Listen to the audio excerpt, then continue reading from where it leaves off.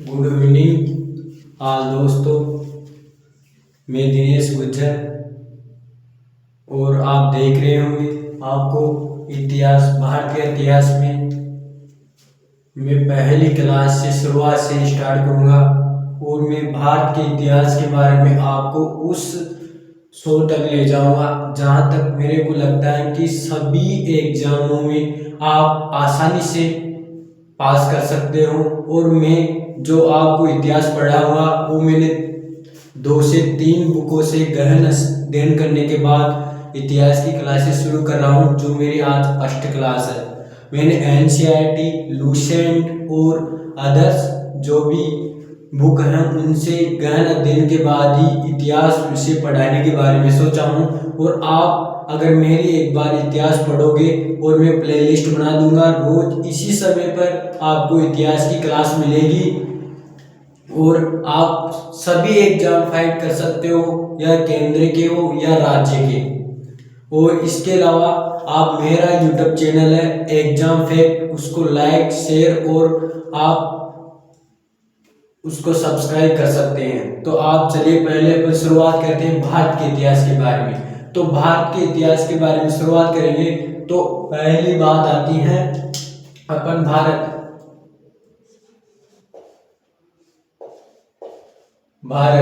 तो भारत की विस्तार की बात है तो भारत उत्तर में हिमालय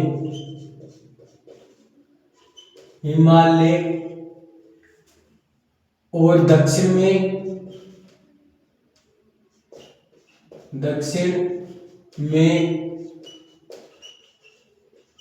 समुद्र तक इसका विस्तार है। और राजा भरत के नाम पर भारत पड़ा। किसके नाम पर? राजा भरत के नाम पर। और इसके बाद में बात आती है, इसके बाद में इंडिया था। वो इंडिया सर्वप्रथम इंडिया किसने बोला था? यूनानी और ग्रीक शासकों ने। किसने बोला? यूनानी, ग्रीकों ने। और उसके बाद में बात आती है तो हिंदुस्तान किसने बोला था? तो हिंदुस्तान है वो हिंदुस्तान जो मुसलमान इतिहासकार थे उन मुसलमान इतिहासकारों ने मुस्लिम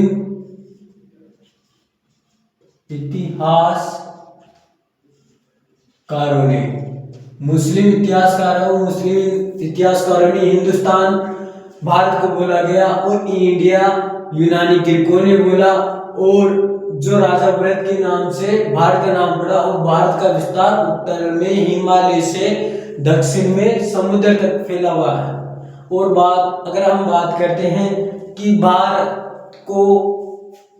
के इतिहास को सबसे पहले 3 भागों में किसने बांटा था? तो भारत के इतिहास है वो भारत के इतिहास को 3 भागों में, यानी कि 3 भागों में भारत के इतिहास को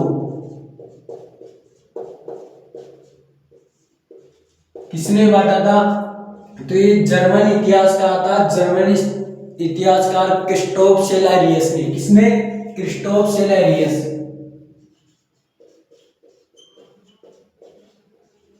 क्रिस्टोफ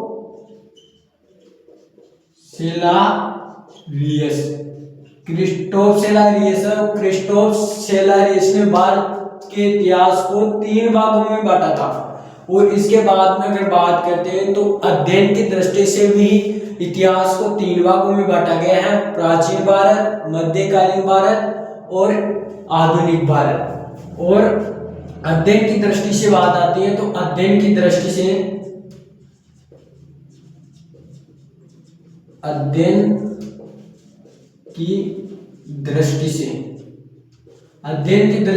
3 भागों में कौन कौन से थे? एक प्राचीन भारत, दूसरा मध्यकालीन भारत,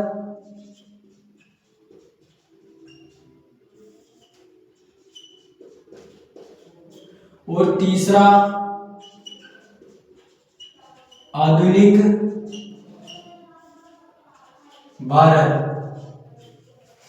तीन भागों में जो भारत के इतिहास को सर्वप्रथम बांटा था, किसने बांटा था? जर्मनी इतिहासकार। कौन था जर्मनी इतिहासकार? क्रिस्टोफ शेलारियर। और अध्ययन की दृष्टि से अगर अध्ययन की दृष्टि से भारत के इतिहास को बांटा तो तीन भागों में पहला था प्राचीन भारत, मध्यकालीन भारत और आधुनिक भारत। अब बात आती है कि प्राचीन भारत। प्राचीन भारत के जानने के स्रोत कौन कौन से थे? तो अगर अपन इधर की बात कर लेते हैं प्राचीन भारत को जानने के स्रोत, तो अपन सबसे पहले लगाते हैं प्राचीन भारत। प्राचीन भारत। अब प्राचीन भारत को जानने के जो कौन से स्रोत थे? प्राचीन भारत को जानने के स्रोत को जानने के स्रोत।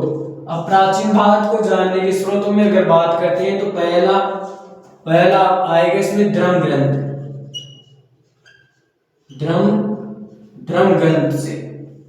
अब धर्म ग्रंथ में अगर बात की जाए तो धर्म ग्रंथ में कौन कौन से आएंगे? वेद, वेदांत, पुराण, उपनिषद। कौन कौन आएंगे इसमें अगर बात की जाए तो? वेद, फिर उसके बाद में वेदांत, फिर उसके बाद में पुराण, फिर उसके बाद में उपनिषद। ठीक है। धर्म ग्रंथ में बात करें तो वेद, वेदांत, पुराण और उपनिषद। उसके बाद में अगर दूसरी बात करते हैं तो ऐतिहासिक स्रोत। ऐतिहासिक स्रोत। ऐतिहासिक स्रोतों में अगर बात करते हैं तो जैसे कि जातक जो बौद्ध ग्रंथ था, आगम जो जैन ग्रंथ था, राजतरंगिणी जो कल्याणी की पुस्तक थी, अष्टाध्यायी जो पाणिनि की पुस्तक थी, वो इन सब में आएंगे। जैसे कि अपन लिख देते हैं इसमें पहला जातक, दूसरा आगम, तीसरा राजतरंगिणी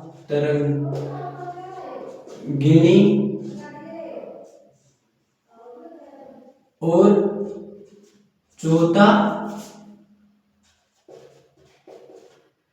अध्याय।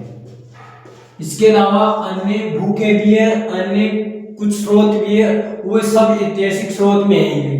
और उसके बाद में अगर बात करें कि प्राचीन भारत को जानने के स्रोत, पहला धर्म ग्रंथ वेद, वेदांत, पुराण और उपनिषद। इनसे अपन को प्राचीन भारत की जानकारी मिलेगी। और उसके बाद में बात करते हैं तो ऐतिहासिक स्रोत में जातक, आगम, राजतरंगिणी और अष्टाध्यायी, जो इन ऐतिहासिक स्रोतों से अपन जानकारी मिलेगी, और अन्य भी है।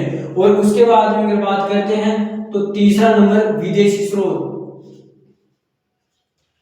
विदेशी स्रोतों से जानकारी। अब विदेशी स्रोतों में जैसे कि चीनी यात्री, यूनानी ग्रीक यात्री और अरबी लेखक, इन सभी कौन कौन से हैं? नंबर 1 चीनी यात्री, नंबर 2 अरबी लेखक, और नंबर 3 यूनानी ग्रीक को। ठीक है, ये विदेशी स्रोत हो गए। अगर अब बात करते हैं पुरातत्व स्रोत। पुरातत्व स्रोतों में अभिलेखों के सिक्के, उन सबसे अभिलेख और सिक्के बहुत कुछ है जो इसमें। अभी ये आती है चौथे नंबर पुरातत्व तत्व स्रोत। पुरातत्व स्रोतों में अगर देखें तो अपन अभिलेखों,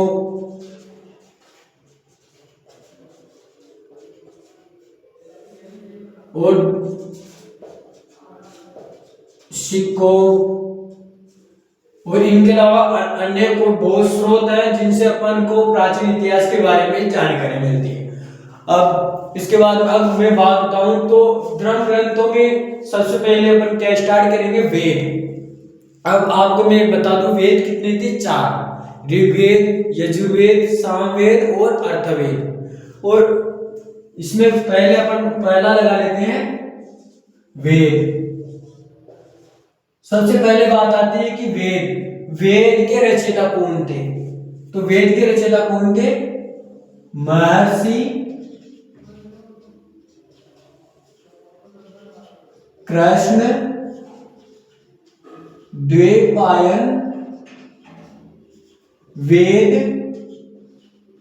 व्यास। जो वेद थे, वेद के रचयिता महर्षि कृष्ण द्वैपायन वेद व्यास थे।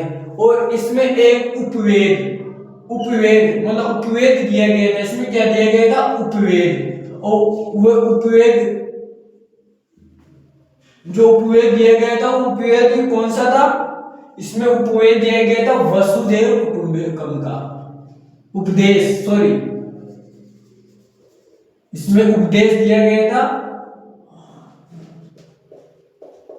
उपदेश कौन किसका दिया गया था, वसुदेव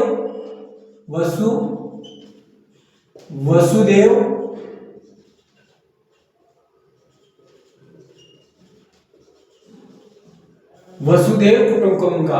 अब धर्म ग्रंथों में पहली बात करते हैं वेद की। वेद के रचयिता महर्षि कृष्ण द्वैपायन वेद व्यास थे, ठीक है। और बात करते हैं तो उपदेश कौन सा दिया गया वेद में, वसुदेव कुटुंबकम का। अब सबसे पहले बात अपन करते हैं, एक बार देखते हुए माइक टाइमर बंद हो गया है।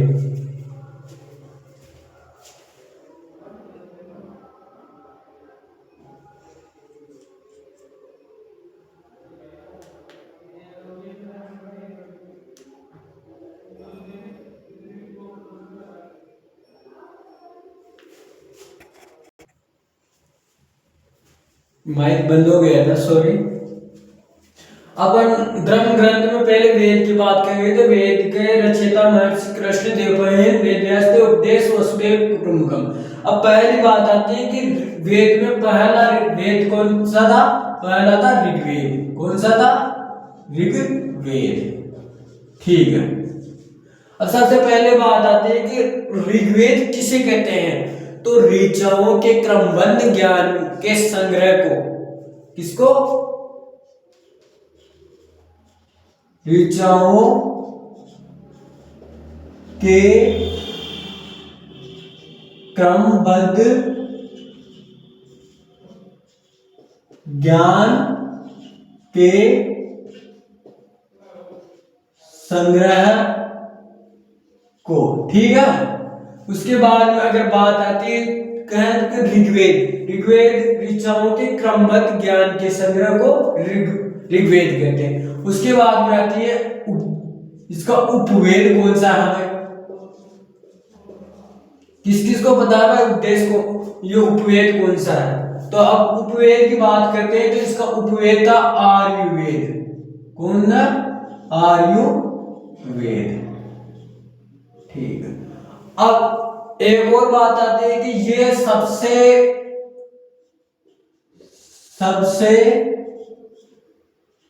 प्राचीन वेद है। ऋग्वेद क्या है, ऋग्वेद सबसे प्राचीन वेद है, ठीक है। और अब इसमें बात आती है कि ऋग्वेद सबसे प्राचीन वेद तो है, और इसकी जो ऋचाएं को पढ़ने वाले होते हैं, वो ऋचाएं को पढ़ने वालों क्या कहते हैं, बताओ आप, होर्त, ठीक है।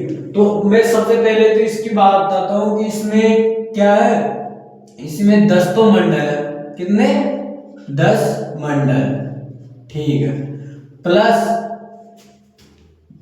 1028 सुक्त है प्लस 10,462। 10,462 क्या है? 10,462 इसकी ऋचाएं हैं। ऋचाएं क्या है? ऋचाएं। अब उस ऋचाओं को पढ़ने वाले को क्या कहते हैं? मैंने बताया था ना अभी, उस ऋचाओं को पढ़ने वाले को होर्त कहते हैं। क्या कहते हैं? होर्त। होर्त, ठीक है। अब एक और बात आती है, जैसे ऋग्वेद में ऋचाओं की क्रमबद्ध ज्ञान के संग्रह को क्या कहते हैं? ऋग्वेद। ऋग्वेद का उपवेद आयुर्वेद, सबसे प्राचीन वेद, इसमें 10 मंडल, 1028 सूक्त, 10,462 क्या है? ऋचाएं। ऋचाएं को पढ़ने वाले को क्या कहते हैं? होर्त। और अब इसमें सबसे जो मोस्ट जो ये है मंडल, उनके बारे में चर्चा करेंगे। तो एक है विश्वामित्र।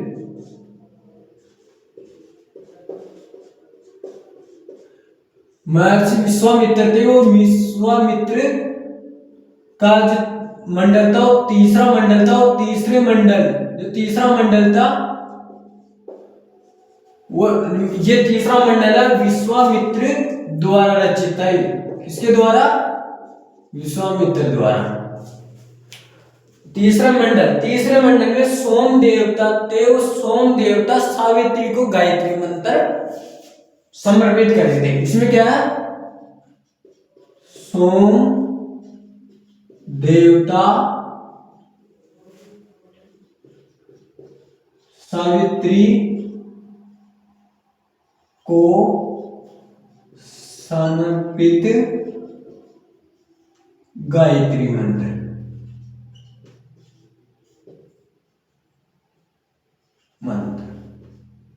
ठीक है।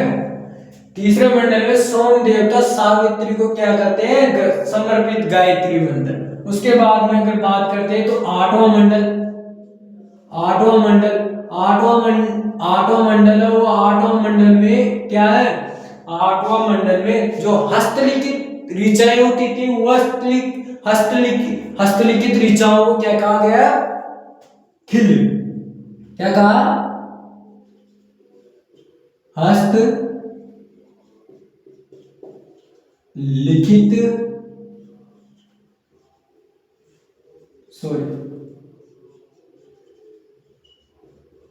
ऋचाओं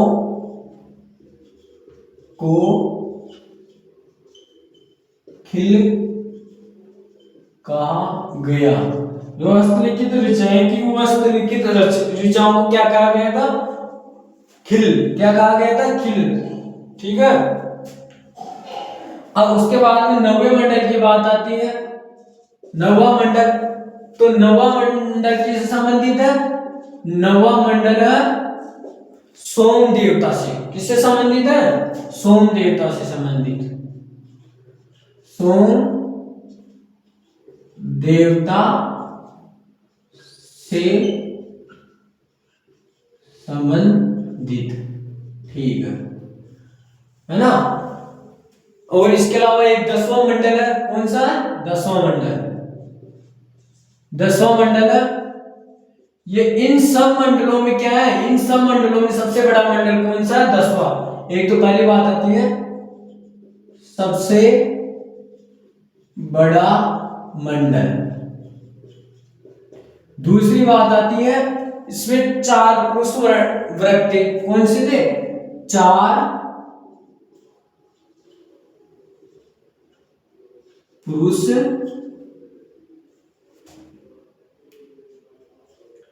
वर्ण। 4 पुरुष वर्ण थे। तो 4 पुरुष वर्ण की बात की जाए तो 4 पुरुष, अब आपसे पूछ ले कि 4 पुरुष वर्ण कौन थे? तो वो 4 पुरुष वर्णों में पहला आता है ब्राह्मण। कौन थे?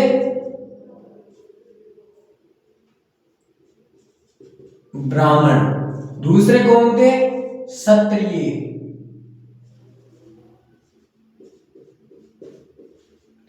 तीसरे कौन थे? वैश्य। और चौथे कौन थे? शूद्र। चौथे कौन थे? शूद्र।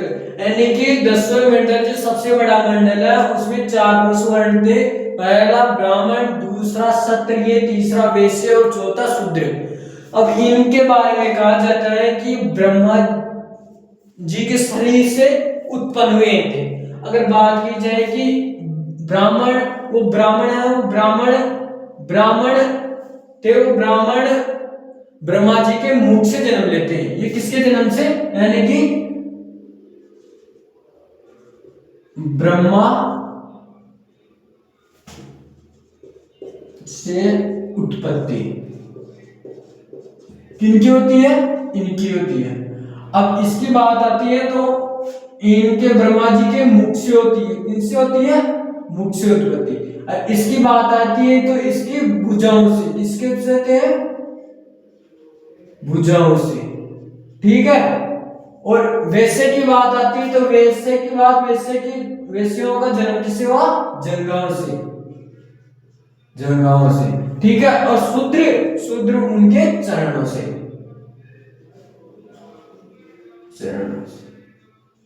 अब आपको एक और बात आ रही होगी कि ये तो इनके मतलब ब्रह्मा जी से उत्पत्ति हुई थी, ब्राह्मण के मुख से, क्षत्रिय की भुजाओं से, वैश्य की जंघाओं से और शूद्र की चरणों से।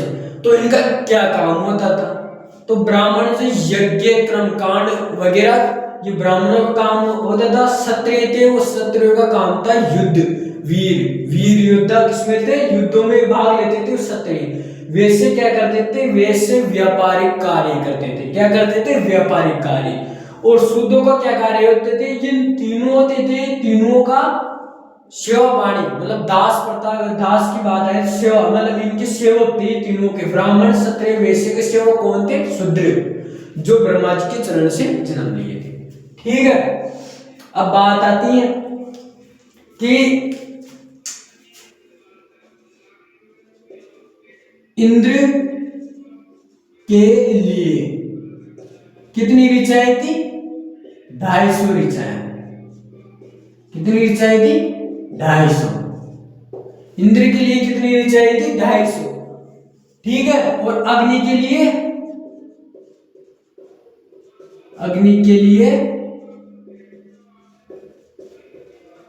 200 ऋचाएं। अग्नि के लिए क्या कितनी थी, 200 ऋचाएं। इंद्र के लिए 250 ऋचाएं, ठीक है। और आपको एक और बात बता दूं मैं यहां पर कि जो यूनेस्को है, वो यूनेस्को यहीं पे बता देता हूं, बाद की बात बताने की थी लेकिन यहीं पे बता देता हूं। ये यूनेस्को है,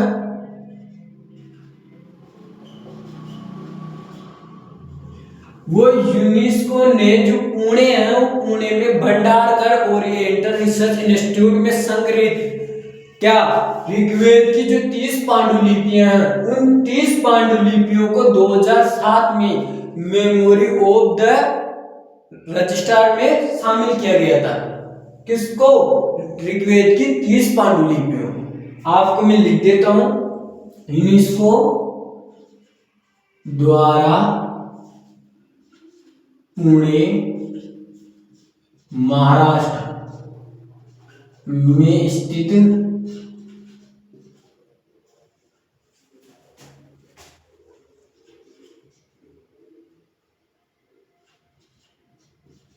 भंडारकर ओरिएंटल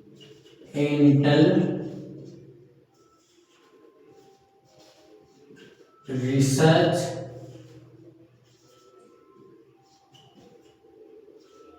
इंस्टीट्यूट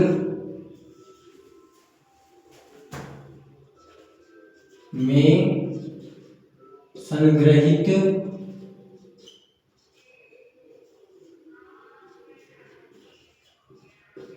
ऋग्वेद की 30 पांडुलिपियों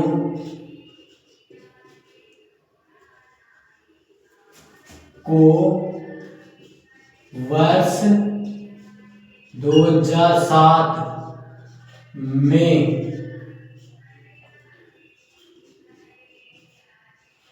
मेमोरी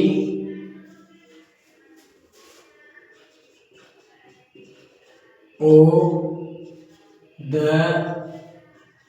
वर्ल्ड में रजिस्ट्रार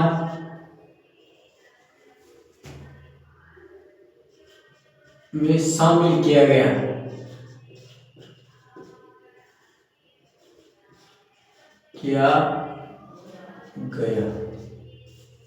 जो यूनेस्को था वो यूनेस्को द्वारा पुणे महाराष्ट्र में स्थित भंडारकर ओरिएंटल रिसर्च इंस्टीट्यूट में संग्रहित ऋग्वेद की 30 पांडुलिपियों को वर्ष 2007 में मेमोरी ऑफ द वर्ल्ड में रजिस्टर्ड में शामिल किया गया। मतलब विश्व धरोहर जो यूनेस्को में जो शामिल किया जाता है उन 30 ऋग्वेद की 30 पांडुलिपियों को। एक बार आप इन सब का स्क्रीनशॉट ले लो।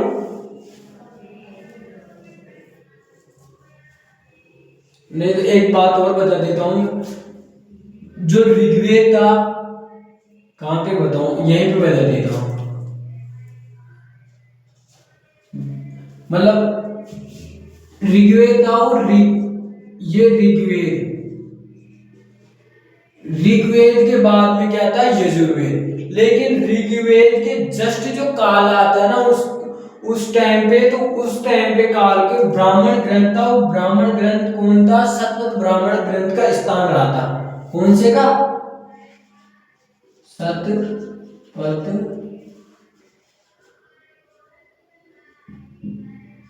ब्राह्मण ग्रंथ का स्थान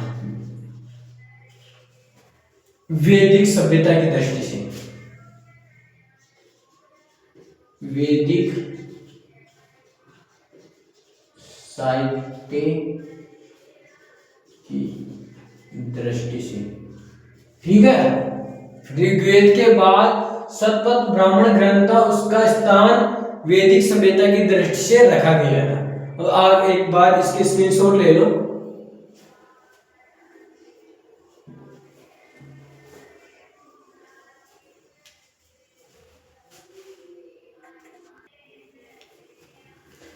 आपने स्क्रीनशॉट ले लिया और मैं अब आगे बात करते हैं। तो एक और बात आती है कि ऋग्वेद में एक शब्द आया था अगन्य। अगन्य शब्द किसके लिए आया था, जो अगन्य शब्द था वो अगन्य शब्द किसके लिए आया था, गाय के लिए। अगन्य का अर्थ होता है जिसका वध नहीं किया जा सकता, जिसका वध नहीं किया जा सकता। अगन्य शब्द ऋग्वेद में अगन्य शब्द गाय के लिए प्रयोग हुआ है, जिसका अर्थ है मतलब जिसका अर्थ वध नहीं किया जाता। वध किसके लिए, मतलब गाय के लिए। मतलब ऋग्वेद में गाय को उच्च दर्जा दिया गया था। अब आपको मैं थोड़ा कालक्रम के बारे में बता देता हूं। पहली बात लेता हूं मैं,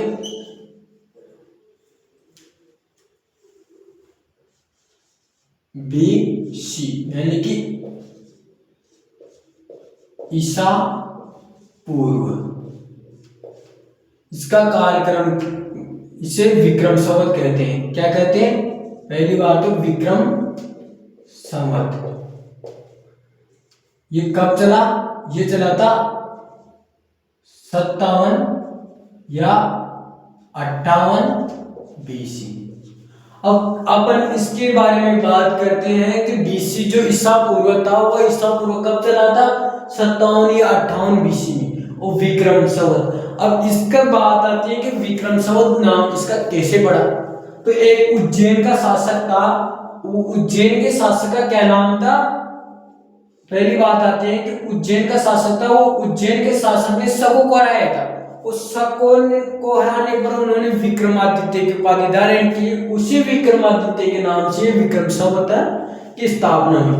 तो उज्जैन का शासक यानी कि उज्जैन के शासक द्वारा शको को हराया। उज्जैन के शासक द्वारा किसको हराया? शकों को। तो उन्होंने क्या धारण की? उपाधि। क्या धारण की? उपाधि। वो उपाधि कौन सी उपाधि धारण की थी? विक्रमादित्य की। कौन सी? विक्रमादित्य की। इन्हें कौन सी उपाधि धारण की? विक्रमादित्य की। अब विक्रमादित्य के नाम से विक्रम संवत की स्थापना हुई, जो 57 या 58 बीसी में हुई। और अब आपके एक बात बता देता हूं कि अब तक, यानी जो भारत के अब तक शासक रहे हैं, वे शासकों ने, कितने शासकों ने विक्रमादित्य की उपाधि धारण की? अगर आपसे क्वेश्चन पूछ लिया जाए कि अब तक कितने शासकों ने विक्रमादित्य की उपाधि धारण की, तो भारत के अब तक 14 शासकों ने, यानी कि विक्रमादित्य की उपाधि भारत के अब तक कितने शासकों ने की? 14 शासकों ने। ठीक है। अब और बात आती है कि ये कैसे चलता है, आगे चलता है कि या पीछे? तो जो विक्रम संवत है वह हमेशा उल्टा, यह उल्टा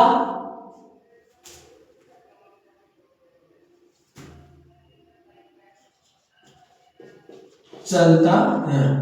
मतलब जैसे अब ये 57 58 बीसी है, तो फिर ये 56 आएगा, फिर आएगा 55 54, ऐसे चलेगा। मतलब उल्टा, यानी कि पीछे की तरफ चलेगा।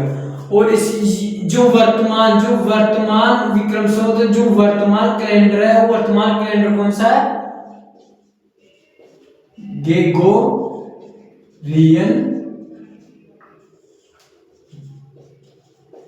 कैलेंडर। वर्तमान में कौन सा कैलेंडर चल रहा है? Gregorian calendar. कौन सा चल रहा है? Gregorian calendar. अब इसके बाद में अपन दूसरी की बात आती है, तो दूसरा कौन सा था?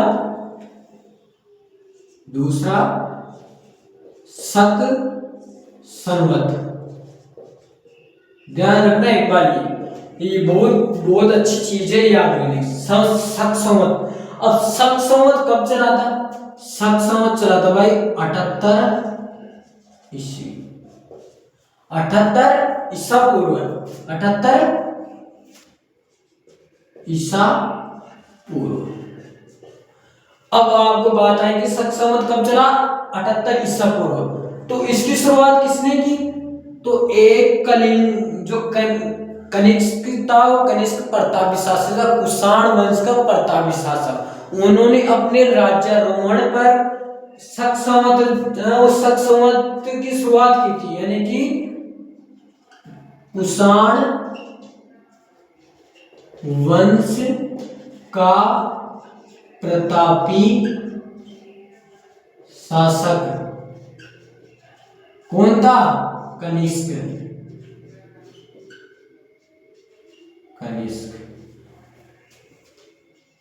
द्वारा अपने राज्याभिषेक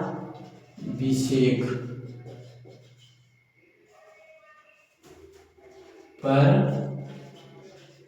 शुरुआत, यानी जो शक संवत की शुरुआत कब हुई थी? 78 ईसा पूर्व में। किसने की थी? कुषाण वंश का जो प्रतापी शासक था कनिष्क ने अपने राज्यारोहण पर इसकी शुरुआत की थी। और तीसरा है गुप्त संवत। अब गुप्त संवत की स्थापना किसने की भाई? गुप्त संवत की स्थापना कब हुई? पहले तो ये हुई थी 319 से 320 ईस्वी। किसने की थी? ये चंद्रगुप्त प्रथम ने। किसने? चंद्रगुप्त प्रथम ने। किसने चालू की थी? चंद्रगुप्त प्रथम ने शुरुआत की थी। इसके बाद में चौथा आता है हिजरी संवत। हिजरी संवत की स्थापना कब होती है? 422 ईस्वी में, 422 ईस्वी में। ठीक है, इसकी स्थापना कौन करता है? इसकी स्थापना मुस्लिम जो मोहम्मद पैगंबर साहब था, उन्होंने मक्का से मदीना की यात्रा की थी। कब की थी? 422 ईस्वी में, उस टाइम पे। तो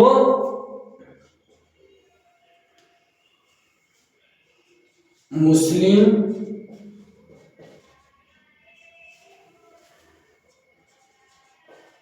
धर्मगुरु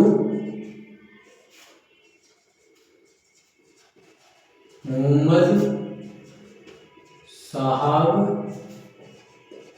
पैगंबर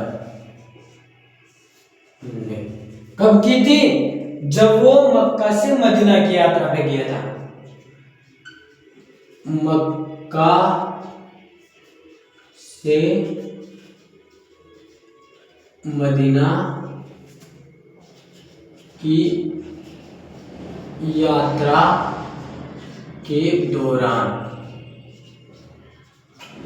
और अब एक बात यहीं पे मैं क्लियर करा देता हूं कि जो मोहम्मद साहब था, वो मोहम्मद साहब को ज्ञान की प्राप्ति कब हुई थी? 410 ईस्वी में। कहां पे हुई थी?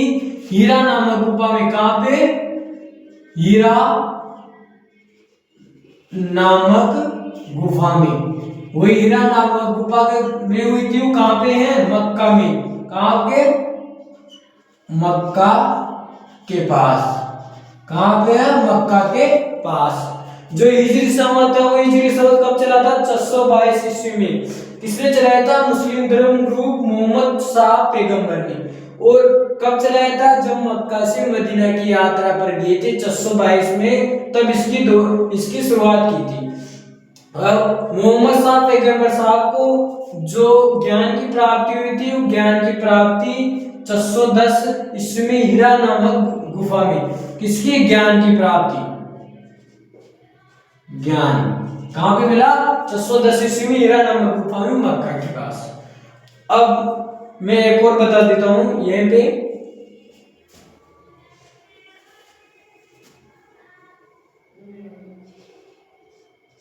शक संवत प्लस हिजरी संवत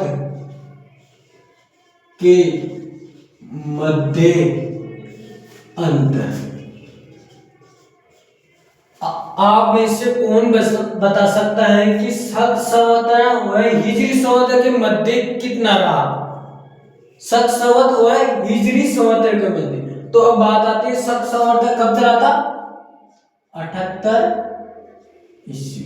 कब चला था? 78 ईस्वी। और हिजरी संवत 422 ईस्वी। कब चला? 422। तो मैंने पहले क्या बोला था कि जो हिजरी संवत, ये सॉरी शक संवत तो वो तो प्लस में चलेगा, जो हिजरी संवत माइनस में। तो इन दोनों ही प्लस माइनस से घटेंगे, तो इनके दोनों में अंतर कितना रहा? 544 वर्षों का। कितनों का? 544 का। ठीक है।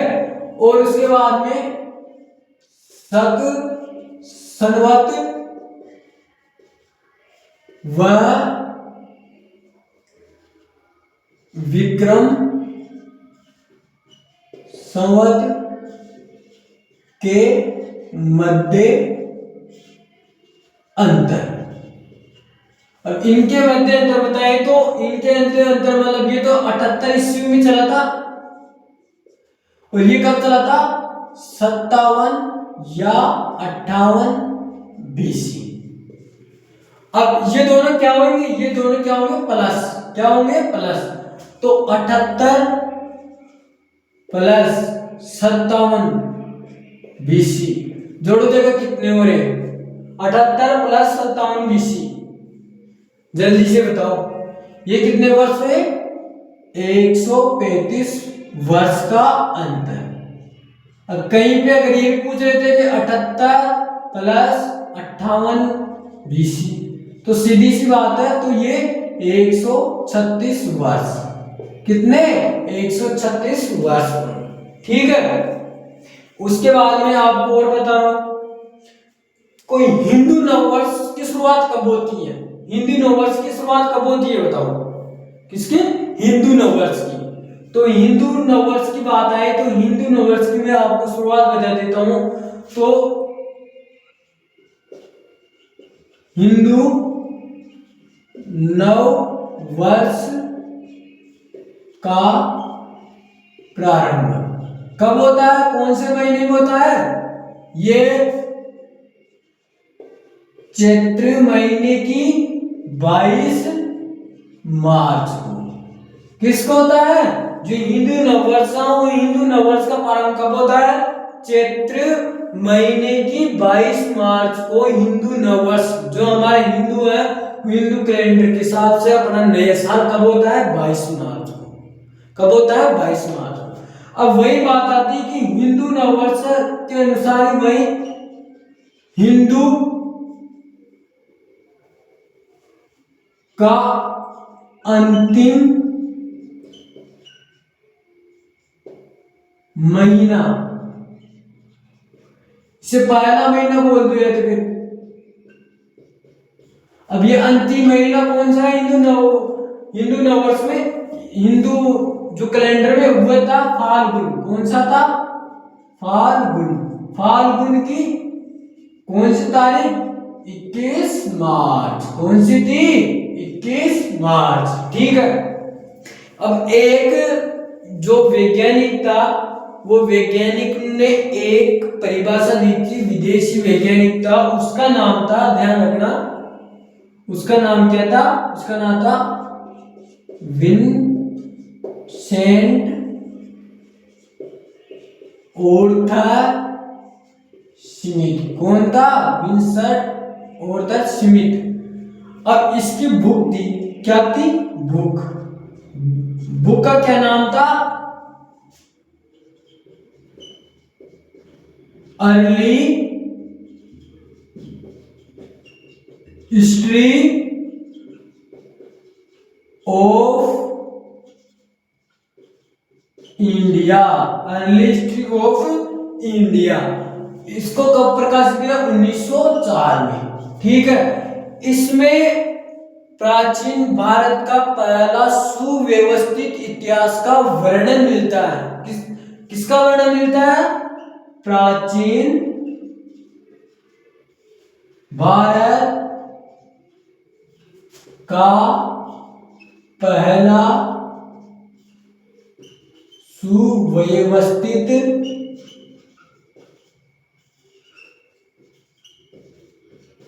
इतिहास का वर्णन। इसमें क्या मिलता है? प्राचीन भारत का पहला सुव्यवस्थित इतिहास का वर्णन विंसेंट ऑर्थर स्मिथ की book early history of India में प्राचीन भारत का पहला सुव्यवस्थित क्या मिलता है? वर्णन। क्या मिलता है? वर्णन। ठीक है। अब इसके बाद में अपन शुरुआत करते हैं यजुर्वेद की। तो आपको मैं यजुर्वेद, सामवेद और अर्थवेद को एक ही जगह पे पढ़ाऊंगा, तो आप एक बार इसके स्क्रीनशॉट ले लो, नहीं तो आप इसको उतारो या जब तक मैं इसको मिटा देता हूं। ठीक है।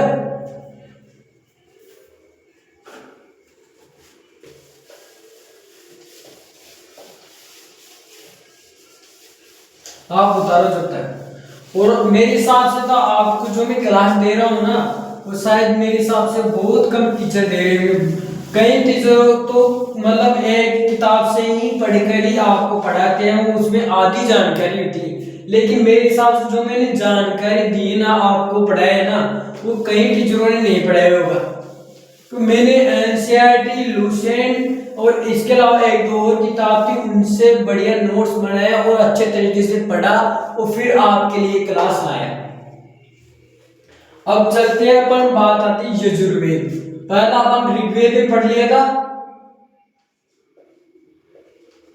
यजुर्वेद। ठीक है। अब बात आती है यजुर्वेद। यजुर्वेद का उपवेद कौन सा है? तो इसका उपवेद कौन सा भाई? उपवेद। उपवेद कौन सा है? धनुर्वेद। कौन सा है? धनुर्वेद। ठीक है। उसके बाद में इसका जो उपवेद है धनुर्वेद है। उसके बाद में दूसरी बात आती है, जो इसकी ऋचाएं थी, वो इसकी ऋचाओं को पढ़ने वालों क्या कहते हैं? ऋचाएं को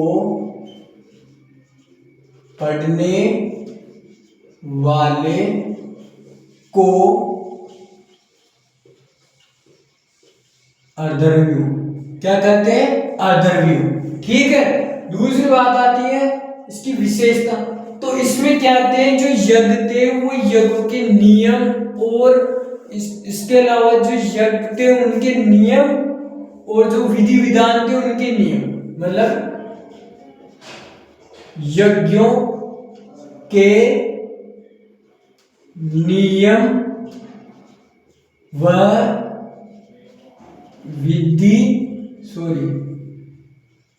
विधि विधानों के लिए मंत्र। क्या? मंत्र। ठीक है। तीसरी बात आती है इसमें, तीसरी बात यह आती है कि इसमें गद्य व पद में ऋचाएं लिखी गई है। क्या लिखी गई है? गद्य और पद में। चौथी बात आती है इसमें कोई भी ऐतिहासिक घटनाएं का जिक्र नहीं हुआ। कोई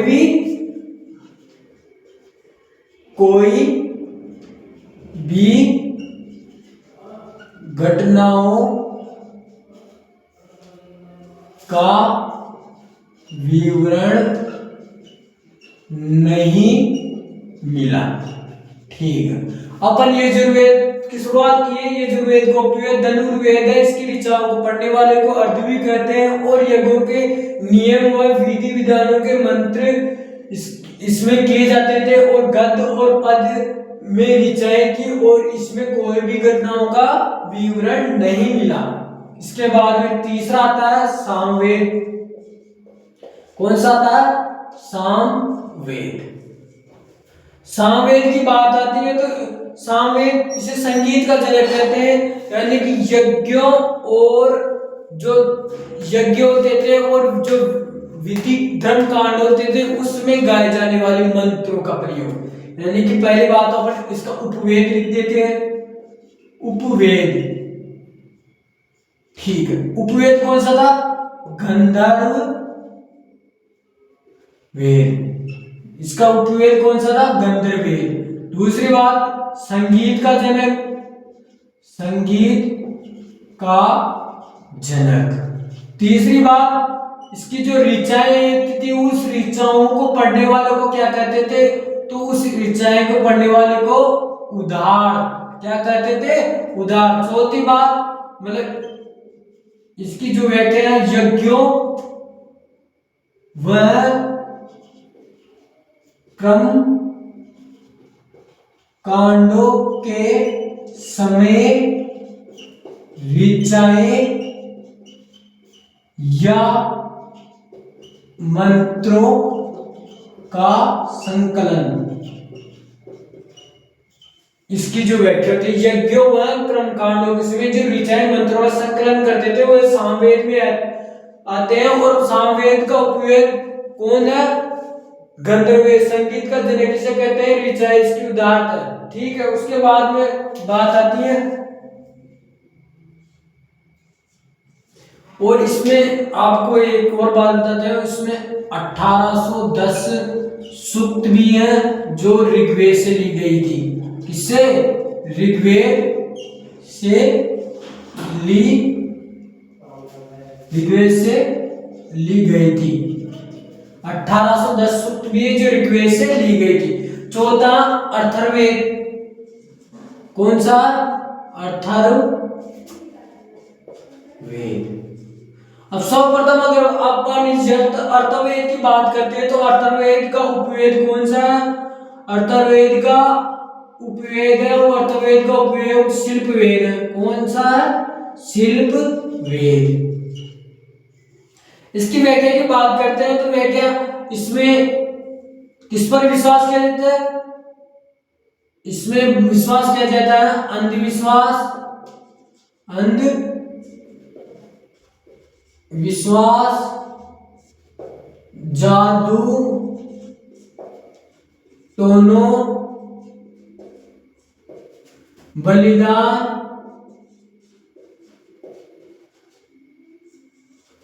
और आदि, मतलब और बहुत भी हैं जो इन पर विश्वास है। अर्थवेद में अंधविश्वास, जादू, टोनो, बलिदान, इन पर विश्वास किया जाता है। ठीक है। और इसमें एक और बात आती है, जो इसकी ऋचाएं थी वो ऋचाओं को पढ़ने वालों को क्या कहते थे? इसकी ऋचाएं को पढ़ने वाले को ब्रह्मा कहते थे। क्या कहते थे? ब्रह्मा। ठीक है। उसके बाद में एक और बात आती है कि इसमें कन्या के जन्म की निंदा की जाती थी। अब आपसे पूछा जाए कि यार कौन सा वेद है उसमें जो कन्या के वध की निंदा की जाए, मतलब कन्या के जन्म की निंदा की जाती थी, तो इसमें कन्या के जन्म की निंदा,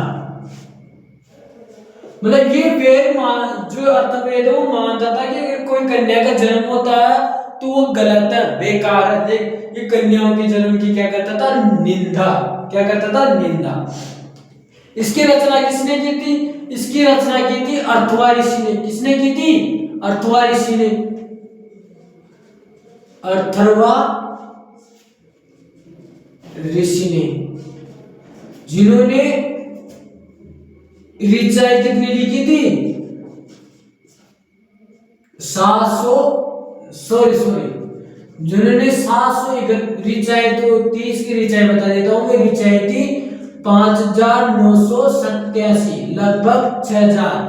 और जो इसके सूक्त थे वो सूक्त यानी स्रोत लिखे थे, वो सूक्त कितने लिखे थे?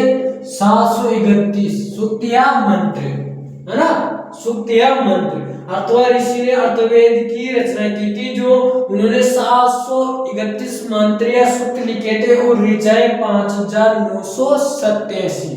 ठीक है। इसमें एक और बात आती है, मैं यहीं पे बता देता हूँ। ऋग्वेद में सिर्फ प्रजापति थे, और प्रजापति की 2 पुत्रियां थी। वो 2 पुत्रियां कौन कौन सी थी? मतलब 2 पुत्रियां, यानी कि पुत्रियां कौन कौन सी थी? एक थी सभा और दूसरी थी समिति। दूसरी कौन सी थी? समिति। मतलब प्रजापति की 2 पुत्रियों का वर्णन किया गया, एक सभा और दूसरी कौन थी? समिति। ठीक है। यह आपका यजुर्वेद, सामवेद, अर्थवेद पूरा हुआ। और शायद 1 घंटे ऊपर की क्लास हो गई, तो आपको कल ब्राह्मण, आरण्यक, उपनिषद, ऐतिहासिक स्रोत, पुरातत्व स्रोत, विदेशी है वो कल की क्लास में पूरा हो जाएगा। और उसके दूसरे क्लास में आपको प्रागैतिहासिक काल की शुरुआत की जाएगी। तो आपको गुड नाइट। आप एक बार जो नोट्स लिखे हैं उनका रिवीजन करना, और आप एक बार तुलना करना कि वास्तव में जो दिनेश भाई ने पढ़ाया है वो अच्छा पढ़ाया है नहीं पढ़ाया है। हमारे पास डिजिटल बोर्ड तो नहीं है, लेकिन अब अगर बात आई तो डिजिटल बोर्ड वालों से कम तो नहीं पढ़ाए अपन, उनसे ज्यादा ही पढ़ाए हैं और उनसे अच्छा पढ़ाए हैं। ठीक है। Goodbye, good night.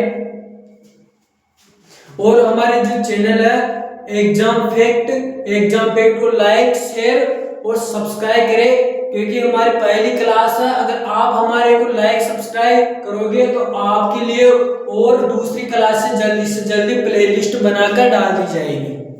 ठीक है। बाय।